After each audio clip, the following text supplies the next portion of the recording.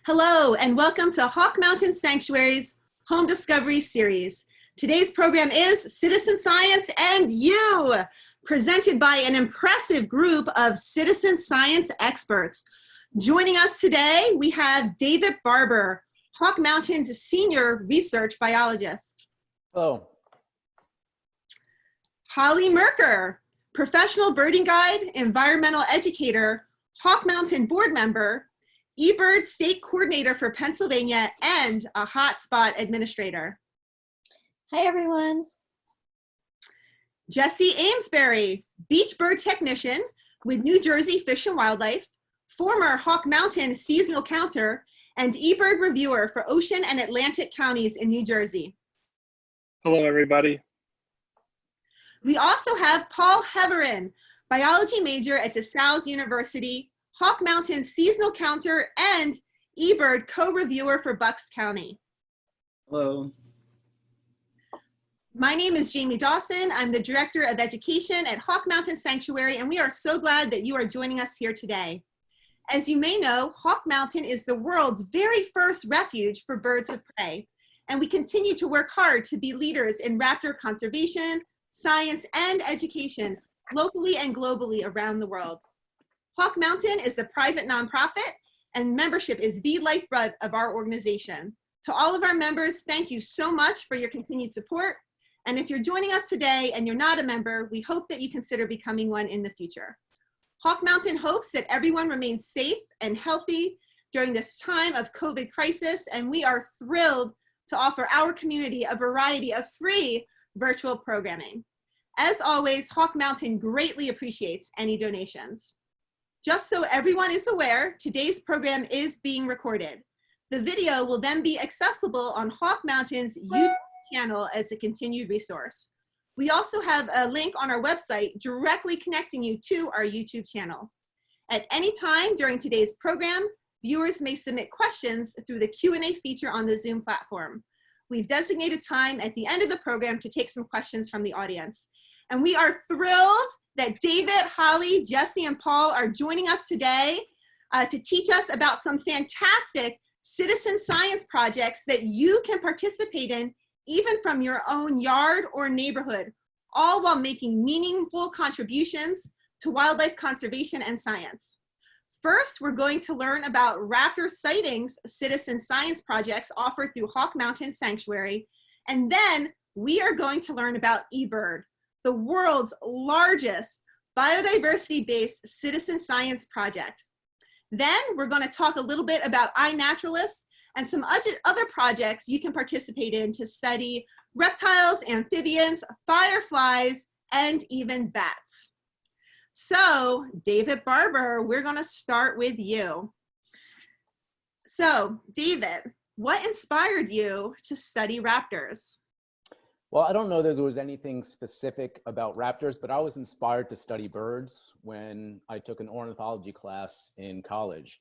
Since then, I've worked in various places studying songbirds, and it was really, I've always been interested in why birds are where they are, where they move to. So coming to Hawk Mountain, that allowed me to work with raptors instead of songbirds. So my interests right now are, where do birds move? Where do they migrate to? And why are they located in the areas that they're located? Thank you. And David, you've been at Hawk Mountain for a long time, over 20 years. What is the favorite thing about your job? Well, it's certainly not sitting in front of a computer. One of my favorite things is being on North Lookout, watching the migrating hawks as they go by, and sharing that with the public. Everybody is inspired by seeing a bald eagle, and being there 20 years, it never gets old. I'm inspired by watching bald eagles fly by too. Lovely. So we hear the term citizen science used a lot, but what does it really mean when we say the term citizen science or community science? What is that all about? Well, citizen science is really a collaboration between the general public and research scientists so that they can come together and expand on research that we're doing. So it's typically people who are non-professional scientists, but people who are concerned or curious about the research that we're doing. Wonderful. So can you share with us some of the citizen science projects that people can participate in through Hawk Mountain? Sure. We actually have 4 different projects, and we're relying on the general public to locate these birds. These projects are mostly focused on species that are declining, but also a couple very common species. So I want to show you how to get to those projects on the Hawk Mountain website. If we go up to, this is the Hawk Mountain website, if you go to Science and then Raptor Sightings Report Forms. So here are our 4 projects, one on broad-winged hawks looking at nesting ecology as well as the migration ecology. Farmland Raptors, we're trying to track locations of 4 species of declining farmland raptors: American kestrel, short-eared owl, northern harrier, and barn owl. Northern goshawks, which have been declining in Pennsylvania and in the East for a long time, locations of those, as well as turkey vultures and black vultures that we've put wing tags on to try and follow their migration, but also their dispersal as well. So let me click on one of these report forms. They're basically fairly similar. I'll click on Farmland Raptors, and what comes up is a page where you can enter your sighting. First of all, you can enter the date, click on the species that you saw, the number, what kind of behavior it was doing. Was it perched, carrying foods, feeding young? Those are really important behaviors to note, as well as what kind of habitat it was in. Was it in a small field, large field, overgrown, etc. Next, we really want to know kind of exactly where that bird was. So if you know the latitude and longitude, that's wonderful. You can plug that in. If you don't, you could always click on GeoPicker and type in the address. So for example, we'll look at the Acopian Center.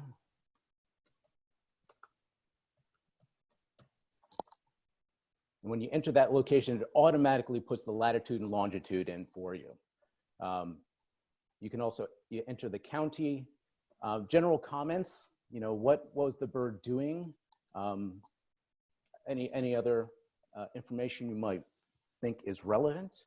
And then if you have a photo or a video, that's incredibly helpful. And you can enter those in these files here. And then what we're really interested in is your information, name, address, email, etc. Can we contact you once you submit this sighting, as well as the landowner information if you know it. So for example, if you saw a broad-winged hawk nesting, we may want to contact that landowner to see if we could get access to that property, and then potentially put a satellite transmitter on it, or just keep track of that nest. And then finally, click on the old "I'm not a robot" and submit your sighting. The one thing I do want to mention is the turkey vulture and black vulture is a little bit different.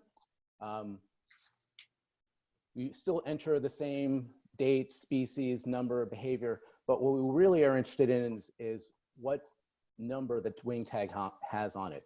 We put yellow wing tags on black vultures and light blue wing tags on turkey vultures.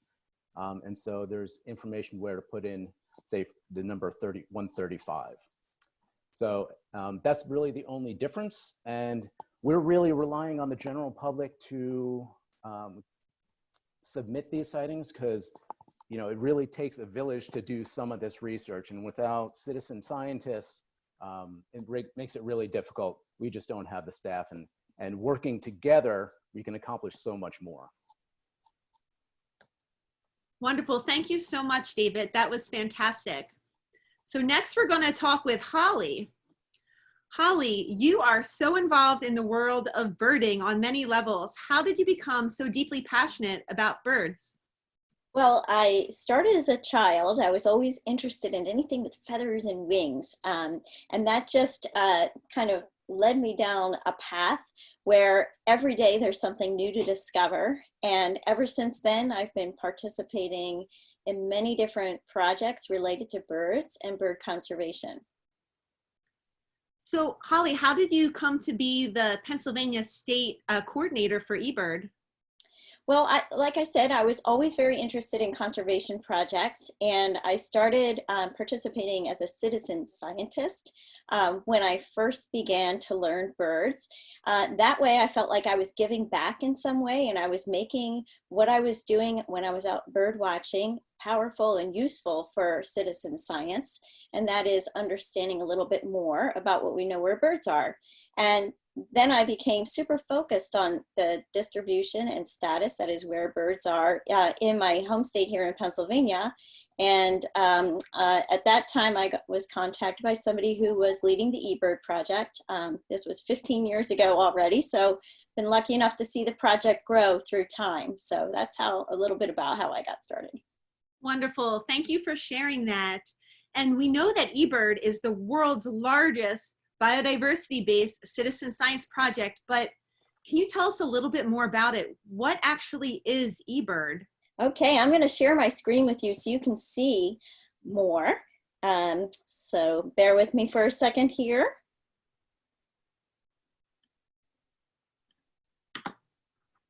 Okay, let me know if you can see this. Looks good. Okay, I got to pull it up here so I can get it on.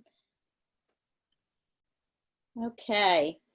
All right, whoops, I'm starting at the top. All right, so eBird is where birding, that is you and I out there looking at birds and taking census, and science and conservation meet. What is it? Well, like you said, Jamie, it is the world's largest biodiversity project. This is where citizen scientists like you and I can be from your own backyard, can contribute your sightings, taking census of what you see on any given day. This way we have a broader picture of where birds are and what habitats they're utilizing. The cool thing about it is you can see here, there are options for you to explore. So up here is where you can submit your data if you're using ebird.org. Okay, it's run by Cornell's Lab of Ornithology.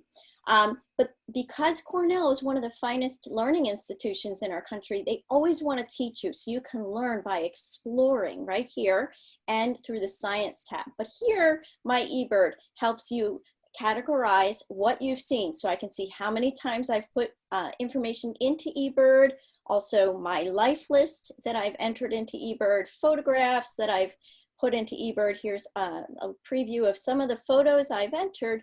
But the coolest thing ever is being part of this global team of people, of eBirders like yourself. So over 10,000 species globally have been reported to eBird. As you can see here, every day the number changes for how many people are using and contributing. 500,000 people globally, because eBird is a global biodiversity project. Over 500,000 people have been contributing, and you can see where they are throughout the globe and the impact that we are all making together. So we all want to be a part of that team. Right here you see a map, and this is 3 years old now, so I expect it to be lit up. So anywhere you see a bright light here, and note all of the places on the globe that are ocean, covered in ocean, still have a little light there, and that's because people on boats surfacing the globe are actually submitting eBird checklists. And so this is a heat map that reflects. So obviously the United States is nice and bright because the project started here, but you can see other areas of the globe where eBird is really making an impact with its power to give us an understanding of where birds are at any given time. So the best thing, we said that eBird houses our life list, or we can contribute data so we know what birds we've seen, but even better is transforming that information into powerful science, okay? So this is what we're gonna see right now. So eBird Science, this is a tab on eBird where you can see and find lots of really good information about bird movement. So if I wanted to look at the wood thrush, which is a bird that's just returned to Pennsylvania the last couple of weeks, you can see their distribution for various maps here. But let's take a look at a map in action of a different bird here. Here we have the wood thrush, the wood duck, I believe.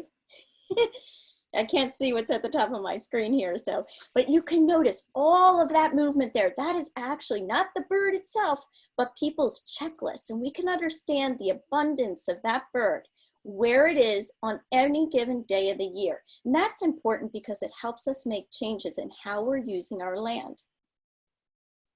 So let's take another look. This is a blackpoll warbler. Blackpoll warblers go all the way to South America, and you can see this map as it tracks the bird through sightings of blackpoll warbler. That is where blackpoll warbler has appeared on other people's eBird checklists throughout the globe.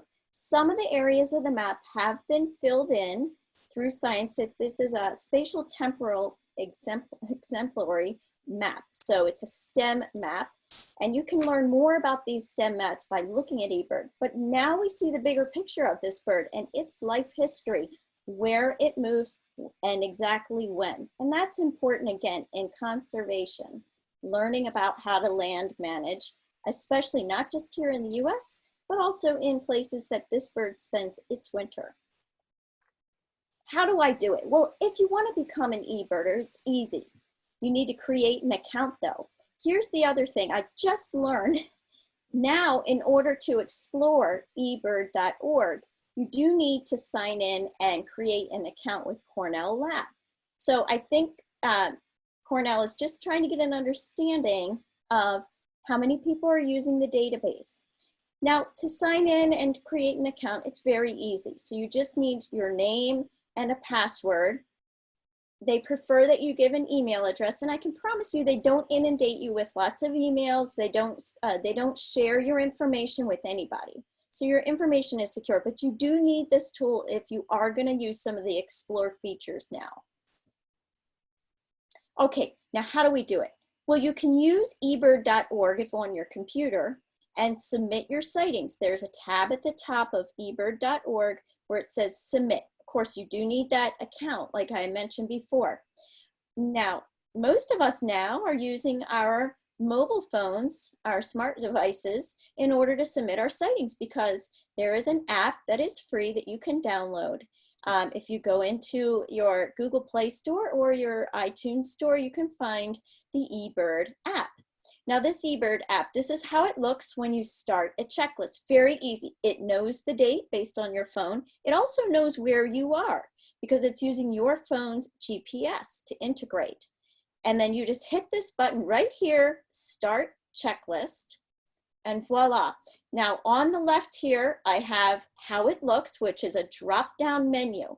That menu is going to give you a list of all the species that should be in your area on that day. And those lists are created, this is called a filter. This filter is created by your local eBird reviewer. So as an eBird reviewer, it's our responsibility to keep these filters running as accurate as possible for every day and every species that should occur. So here you see the list of available species. We even have these little codes now that tell you how likely you are to encounter something.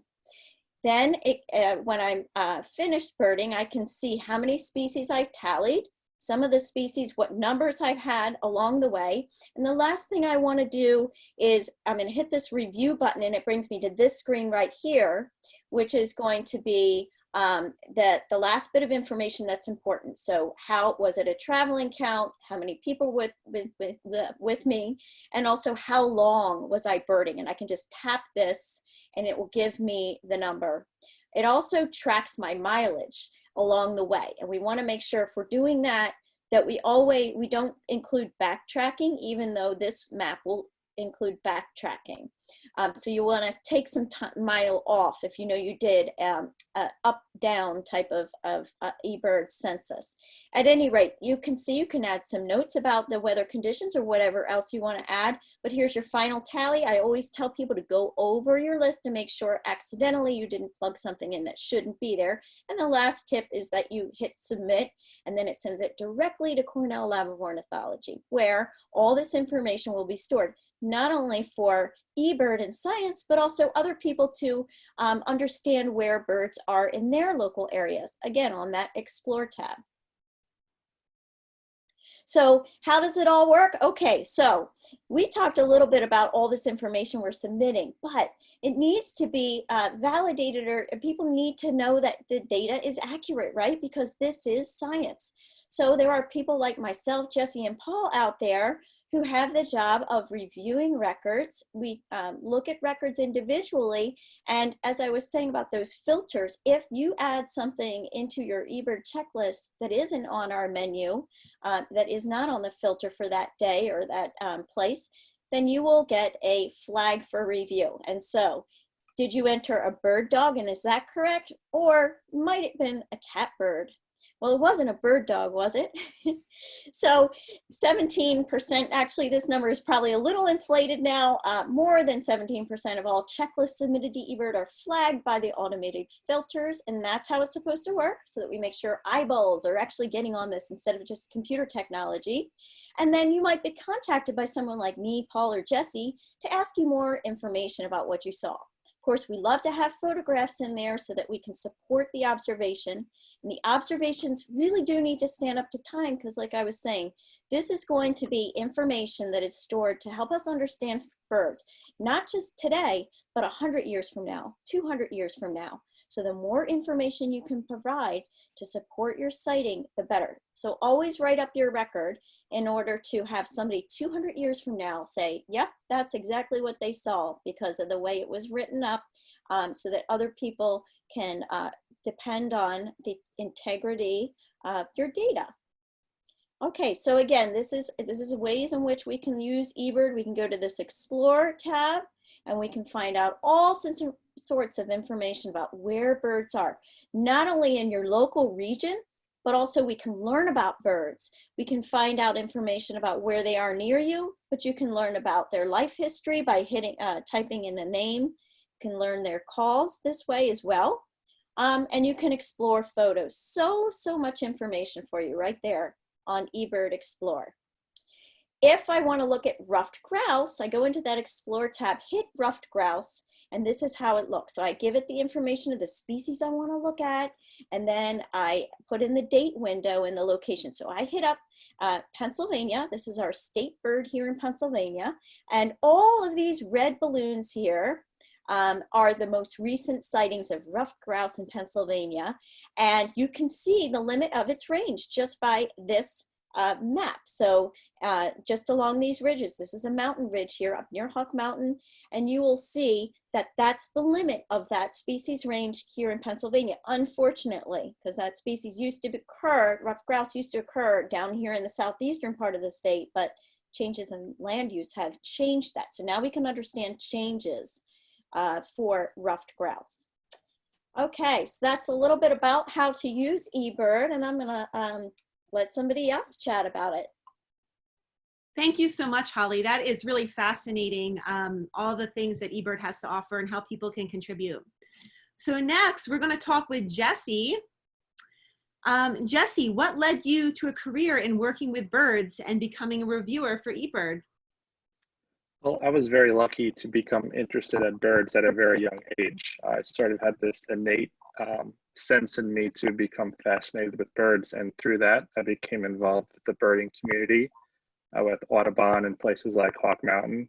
And so I got involved in the community, and I got to see that people did have careers counting hawks and monitoring endangered species. So I sort of wanted to follow in those footsteps. So I went to college, got a degree in science, and applied to do those type of jobs. And then sort of similar, I became involved with many other birders in the community, some who were already involved in eBird, and they saw my passion for citizen science, and they asked if I would like to join the review team here in New Jersey. So that's what I did, and it's been going great ever since. And the rest is history, right? That's right. So what is one of your favorite memories from working as a seasonal counter at Hawk Mountain? Surprisingly, it was actually the songbirds at Hawk Mountain. I know most people always think of all the raptors and hawks migrating past, but as a counter, I was different than most people as I got to the lookouts very early in the morning. So I got to witness the songbird migration of them migrating along the ridge, just like the raptors were doing. And it was really neat to see all the different songbirds and the high densities there at the North Lookout. So that's a little in left field, but that's my favorite memory from counting at Hawk Mountain. Well, thank you for sharing that. So Jesse, would you mind elaborating a little bit more on some of the different tools that eBird offers, and also perhaps talking about some of the common mistakes people make when utilizing eBird and ways those mistakes could be avoided. Sure, I'm going to share my screen so I can pull up a little presentation here.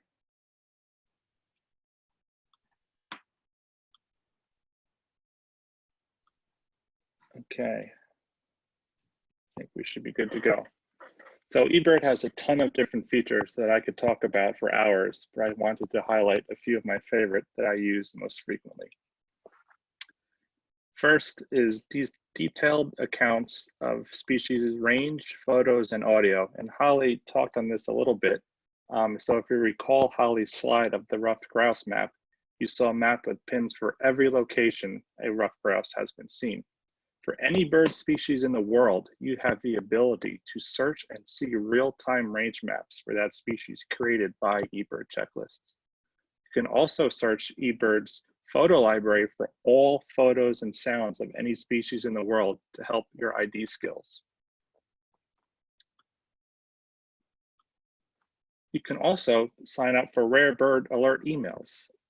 Rare bird alert emails are a great way to stay in tune with what unusual species are being seen in an area. You can subscribe to rare bird alert emails for any county or state you would like, and all rare birds reported in that region will be compiled together and sent right to your inbox. It is a great way to plan your itinerary for your next birding outing. Yard listing. This is even more important during our current times. On eBird, you have the ability to designate a location as your yard, and then any checklist submitted from that location will be compiled together to form your yard life list. People often say there is no point to bird the yard because they wouldn't see very much. But it is actually very important to bird your yard because unlike all of the popular birding locations around the world, you are the only person who has access to your yard. No one else has birded there before. So in reality, you are submitting very valuable data to the eBird database. You can easily access your yard totals from the Explore page on eBird. Next, I wanted to talk about two things, illustrated checklists and personal eBird profiles. So here is a screenshot of an illustrated checklist. And an illustrated checklist is basically a list of every species seen in whatever location you are searching, along with a bar chart and the best photograph and audio recording of that species. The bar chart depicts the frequency in which that species was detected for each week of the year. The thicker the green bar, the more frequently that bird was observed.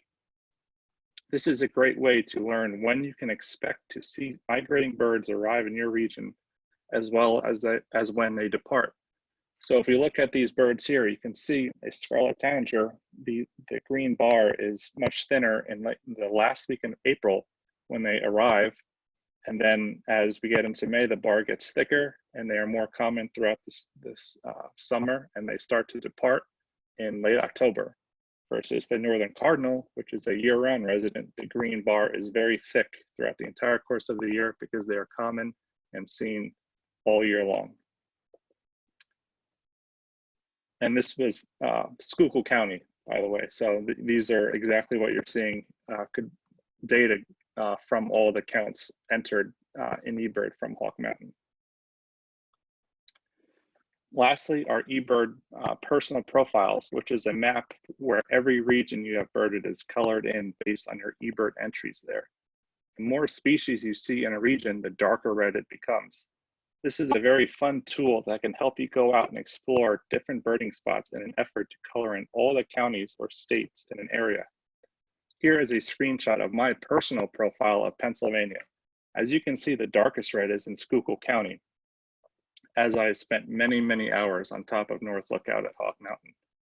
You have the option to make your profile private or public. Jamie also talked about how there are lots of errors that that unfortunately do happen on eBird, and I wanted to touch on two of the most common that I see.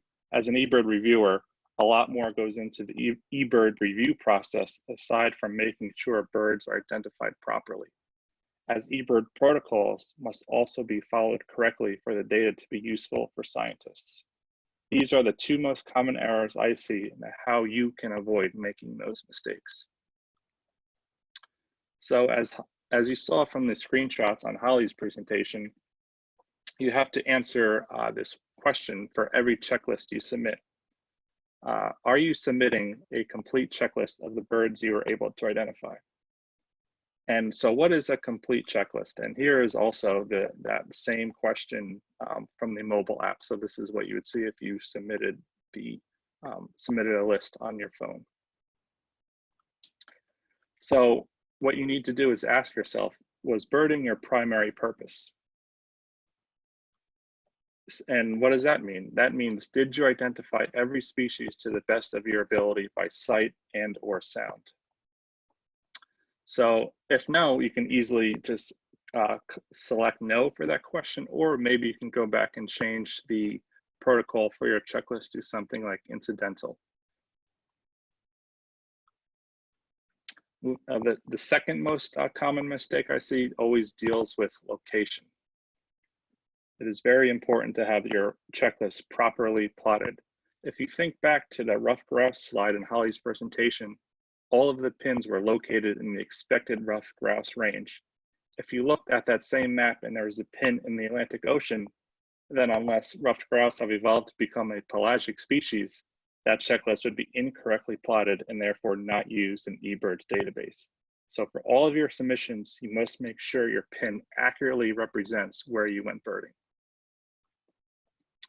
Also, hotspots. You must choose the correct hotspot for your eBird checklists. Hotspots are public birding locations created by eBird users, and they allow multiple birders to enter data into the same shared location, creating aggregated results available through the Explore tab. This can become an issue because sometimes there are multiple hotspots within a larger birding location.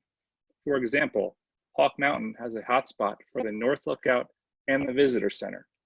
If someone saw 20 bald eagles at the North Lookout, then accidentally submitted their checklist to the Visitor Center hotspot, then people may think 20 bald eagles were coming to the bird feeders at the Visitor Center. You don't want that. And you also don't want to include birds from different counties or birding locations. A lot of times people will submit one big checklist for a big birding vacation that they had, where they drove, from Pennsylvania down to New Jersey, and they are including birds seen in the ocean and other states on one eBird checklist. So you definitely want to break that up into different multiple checklists for each location you went birding. And just to sum it all up here, there's so many great features about eBird, and here are some of the highlights. Aside from contributing to science, you're creating an electronic database for your own records. So you can go back and check anytime you want when you've seen a bird, how many times you've seen it, where have you seen it. You also do that, by doing that, you help out local birders. Anybody else in your region who may want to see a bird or is looking to see what's around, they can search eBird and look at your checklist and see what's around and help them decide where to go birding. So all of that is just phenomenal ways to contribute to science. And there's so many different ways this is used for science. And I'm sure our next talker, Paul, will go into that in a bit. So that's all I had.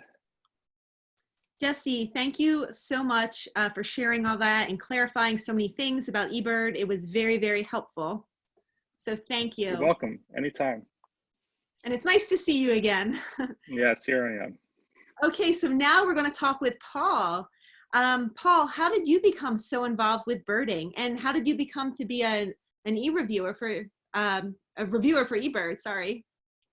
Well, my family bought me a birding book from the supermarket when I was maybe 5 or 6 years old, and I still can't figure out why, but I absolutely loved it. I memorized everything in it, and over the years, I got to go on more birding walks, and I got to meet a lot of the people in the area, and eventually I got more acquainted with how eBird works. I started submitting some more checklists, and similar to Jesse, I got asked by some of the people in the area if I wouldn't mind helping out with the eBird review process. So that's pretty much how it's gone so far. Thank you so much for sharing that. So Paul, how have your experiences volunteering and working at Hawk Mountain Sanctuary impacted your life? Well, I'd always been interested in birds, but I wasn't quite sure always how it connected with science and how it could be shared.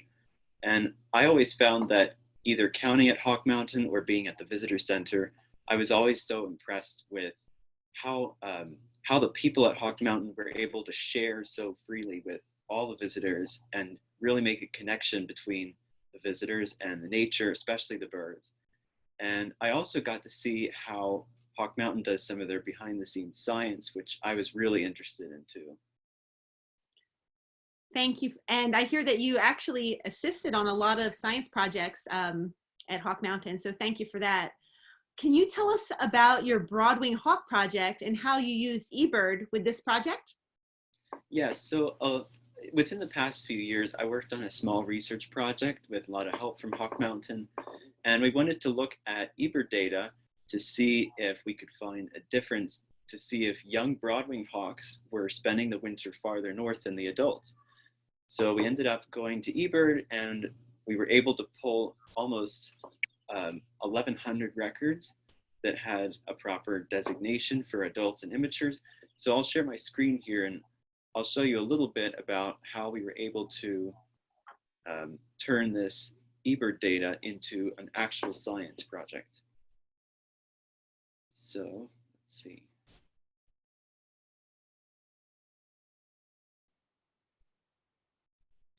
How about this? Excellent. So as Holly kind of showed, and Jesse as well, when you go to the Explore tab, you see a map of all the sightings of that particular species.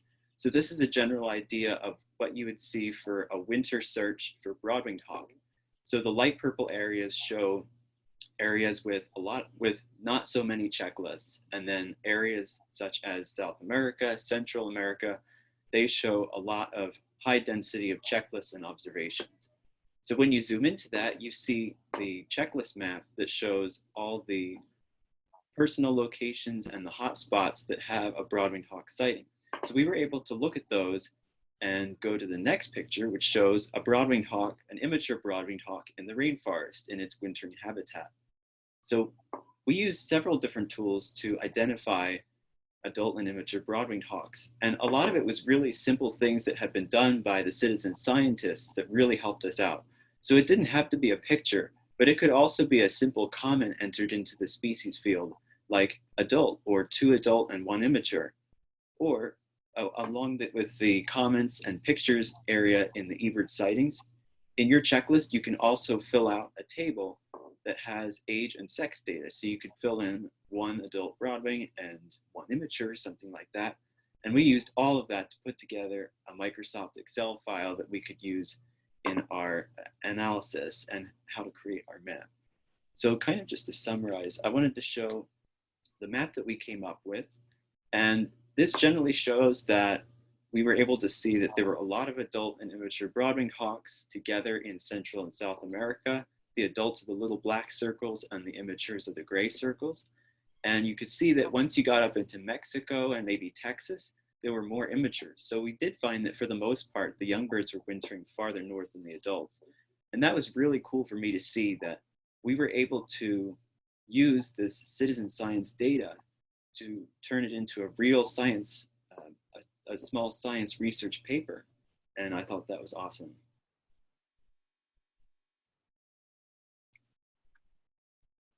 That is awesome, Paul. Thank you so much for sharing that. So I have one final question for you, Paul. What advice do you have for students who are interested in pursuing a career in avian or bird science? Well, first of all, you have to have a really big interest for it. And sometimes that can happen immediately, sometimes it happens over time. But one of the biggest things I think is it's really important to gain some connections wherever you go. So whether that's your local Audubon chapter or a simple bird walk that's being run at a park, look online, and I think the Audubon Society is a great place to start, as well as Hawk Mountain has so many programs. If you go to one of those, you're bound to meet someone who can help you out. And that was really my biggest, the biggest help for me in getting my career started was reaching out to people when sometimes it didn't feel like you had to, but really reaching out to as many people as possible will help you a lot. Thank you so much for sharing that. And thank you for your presentation. So next, Holly is going to tell us a little bit about the citizen science project you may have heard of. It's called iNaturalist. Yeah, so I'm really excited about iNaturalist for a lot of reasons. And I'm going to share my screen a little bit to tell you more about what that is. Okay, so hopefully you'll be able to see my screen here in a second. Okay, so like eBird, iNaturalist is a citizen science project where you can share your observations, and it takes it to another level because eBird doesn't really identify for you. You have to step yourself through that process. And by the way, I noticed somebody was asking about Merlin, and Merlin Bird ID is another app that you can download that will help you identify birds by walking you through a process. And also, if you have photos on your smartphone or whatever device you're using, it can help you through artificial intelligence identify. And iNaturalist is the same thing. It identifies through imagery that you upload to it. So let me explain. So iNaturalist, eBird deals just with birds and live birds, okay? iNaturalist will identify anything that was living or is living on planet Earth, okay? So you can see here, this is what iNaturalist.org, and that's the web address. It's on the handout that Jamie sent to you. This is how it looks, and I just typed in birds here, but you could type in any living organism, fungi, you could type in lichen, you could type in algae, or any sort of insect you have an interest in, and you will find locations for those animals, flora or fauna, anywhere, and see where they occur by a large map here. And also you can see where other people in your local region are also finding those things. But the cool thing is, like I was saying, you're able to focus on specific species and understand more about them. And it's not just birds, it's everything. So sometimes when I'm out walking, I don't recognize a plant, and I'll snap a photo of it, and iNaturalist will help me identify that plant. So I'm learning, but also I'm contributing. So every time you submit something to this online database, you are, in a sense, contributing to an online specimen drawer. So other people come along and help you identify and support your sighting. Unlike eBird, there are not dedicated reviewers in the same sense. You could go and help somebody support their observation, and I'll just show you that in a second here. But here's our state. We talked about our state bird, the ruffed grouse, but here in Pennsylvania, our state flower is the mountain laurel, and you can see where people have detected and entered in mountain laurel through iNaturalist right here. You can also see all of their images. So it's a lot of imagery that's involved here. So you cannot enter anything that is not an image. So let me give you an example of a photo I took in my yard. So I did not know what this plant was growing in my front yard. So I took this photo with my smartphone and I launched the app. And this is how it looks. So I put the photo into the app. So either you can have the app open and then take the snapshot, and then it comes up like this where you can see where it shows you the image. And then if I hit this that says, "What did you see?" It automatically knows my location, and it will next give me options of what it was that I might have seen. So it identified it in the bittercrest family. And then you can see it gives you the top 10 suggestions based on artificial intelligence. The AI is looking at my image and understanding. Here in iNaturalist, it's called Identitron. It's a different tool than Merlin uses, but quite the same. So it's giving me my top hit as hairy bittercrest. So I thought that matched, because where it says I, you can look and learn more about that plant or that living organism and see if it does match. So it did match, and I put it right here. This is how I learned a little bit more to make sure that it was the correct observation. Now, if it wasn't, somebody could come along and give me another suggestion on what it was. And that's the beauty of of it. It's constantly learning, and you're interacting with other people. You can message through this system as well. And there are multiple citizen science projects directly related to regions and or focusing on certain species through iNaturalist. So it's just another great way to learn and also to give back. So this is what it looks like when you can look at your own observations of what you've seen. The little red icons you see on the right, those are comments from other people who have looked at my entries and are either supporting my observation or maybe making a comment about a suggestion on what it might be other than what I entered in. Okay, so that's the joy of iNaturalist. And I have to tell you, once you get started with this, you get hooked. It's a lot of fun, and you can really enjoy exploring and learning a lot about what's living around you. So that's my share here. Thank you so much, Holly. That was really interesting. And what I love about all these projects is you can participate in them while social distancing and knowing that you are helping with wildlife conservation and science. It's fantastic. Okay. We're just about to wrap it up, but before we do, I wanted to talk a little bit about a few other citizen science projects, just going over them very briefly, but also the links to all these different websites for these projects were emailed to you in the resource guide. So I'm going to share my screen. Okay, first, we are going to talk about PARS. And as you may know, PARS stands for Pennsylvania Amphibian and Reptile Survey. So basically the goal is for the state of Pennsylvania to kind of document and survey all the different species of amphibians and reptiles. And you can help by just submitting information on their website when you find an amphibian or reptile. Okay, so and here is the website, paherpsurvey.org. You can just search PARS. And you can email in a sighting, and you know the website is pretty self-explanatory as to how you use this program.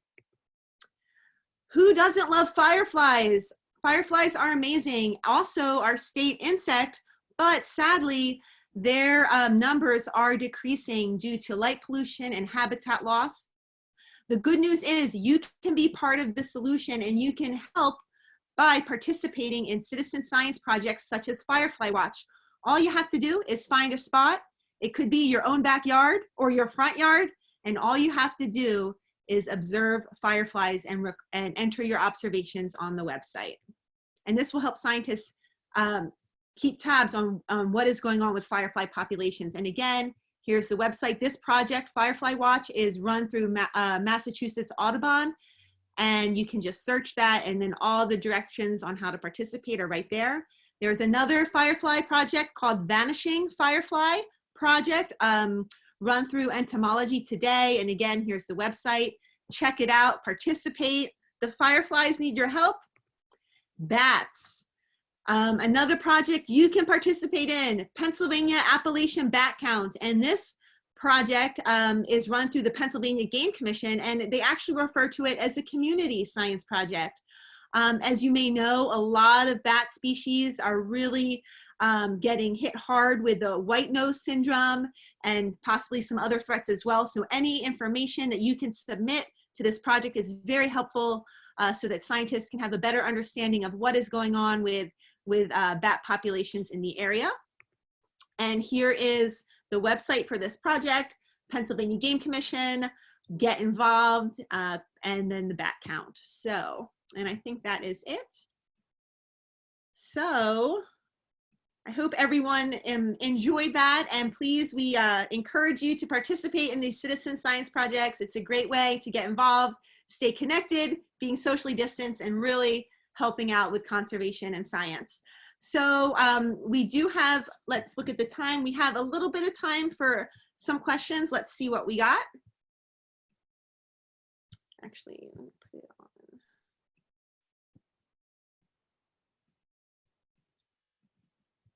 Actually, I'm having a hard time bringing up the questions on my screen. Can one of the other speakers view the questions? So Jody Myers is asking, can we enter info from previous visits to places? I stopped doing eBird for a time, but I have a lot of dated photos I can enter. And the answer there is yes, absolutely, especially if you have photos. So Jesse or Paul, do you guys want to chime in on how to best enter the data? If you have, so somebody has photos they took 10 years ago, but they know the exact location. You guys want to elaborate? Yeah, sure. That sounds like a great reason to use the incidental protocol in eBird.